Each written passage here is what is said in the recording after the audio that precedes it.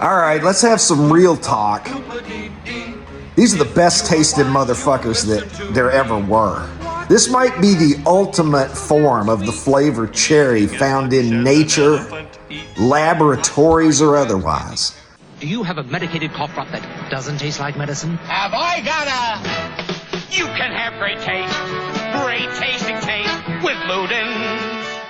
Jesus Christ, these things were good. I used to fake being sick so I could stay home from school, watch The Price is Right, and pound like 4 boxes of these. Why do you need 4 boxes? Well, I've got a bad cough, Mom. We're gonna throw everything but the kitchen sink at this one.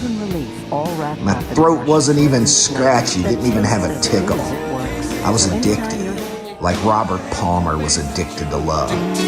My God, these things were so good, and they didn't work at all, let's be honest.